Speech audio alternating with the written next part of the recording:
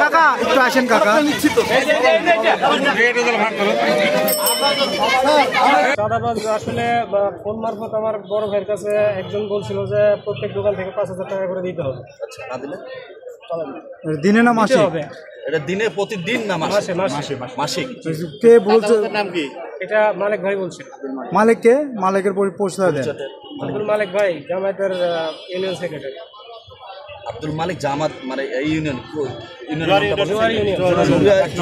Secretary. এটা দুলাল ভাইয়ের কাছে ফোন মারফত বলছে। আচ্ছা, এখন আপনারা যে সহযোগিতা পাচ্ছেন সেটা বিষয়ে জানি, তারপরে কিভাবে দোকান খোলা হচ্ছে? এখন আমরা সেনাবাহিনীকে শ্রদ্ধা জানাই এবং আমরা কোনো হট্টগোল করবো না বিদায় আমরা ওনাদের শরণাপন্ন হয়েছি। আমরা খেটে খাওয়া মানুষ, আমরা আমাদের সংসার চলে এই দোকানদারি করি।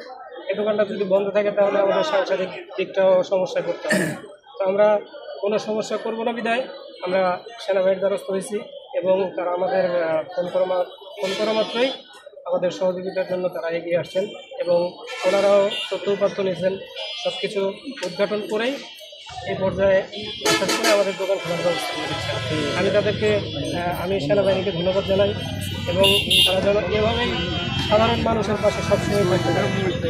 এলাকার লোকে জিজ্ঞাসা করেন আমার চাঁদা জিজ্ঞাসা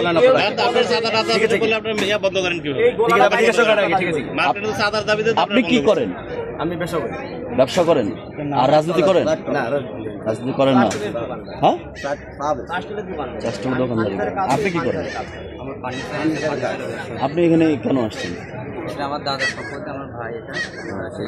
আমরা 3 ভাই। জামাতের ওয়ার্ড সভাপতি কেনা এখানে? আপনি একটু দিকে আসেন। এই জমির মালিক আপনি? এই জমির মালিক আমার আব্বা। ওয়ারিশ সূত্রে আমরা এখানে আছি, তারপরও আমি এখানে ছিলাম না। বাবা কিভাবে মালিক?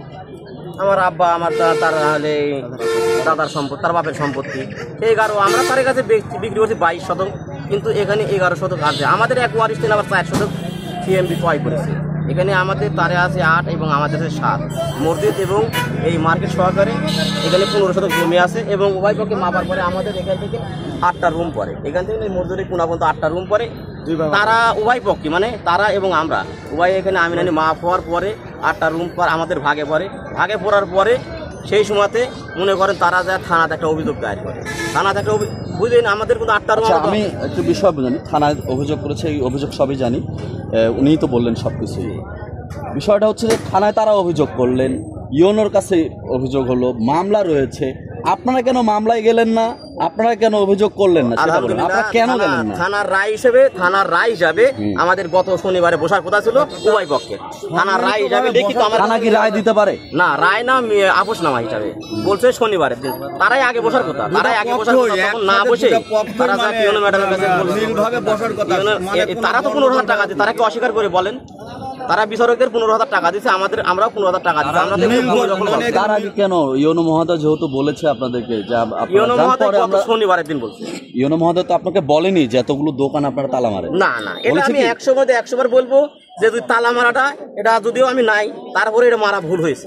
100 মধ্যে 100 আমি বলছি। অন্যায় হয়েছে তো? যে অন্যায় হয়েছে। আচ্ছা, অন্যায় হয়েছে, এখন কি আপনারা খুলে দিবেন? অবশ্যই খুলে দিব। আইন শৃঙ্খলা বাহিনীর কেন হস্তক্ষেপ? মানে এটা শুধুমাত্র একটাই কাজ, বুঝতে পারছেন? তারা বিচারক মানেনি। তারা দেখেন আমরা কিন্তু আইন আদালত বলতে কি, আমার যদি বংশের যদি কোনো কাউকে যদি বলেন যে আইনের দোহা কোর্টের মানে থানা কি জিনিস আমরা চিনিনি, তারা কিন্তু আমার থানা চিনাইছে। আমরা কিন্তু ঝই ঝামেলা মুক্তভাবে আমরা এখানে চলতে চাইছি। আপনি রাজনীতি করেন? আমি রাজনীতি করি, আমি জামাতের ওয়ার্ড সভাপতি। কিন্তু আমার নামে যদি এখানে বলেন, কেউ যদি এতটুকু অভিযোগ দিতে পারে আমাকে এখানে মাটির কথা বেরিয়ে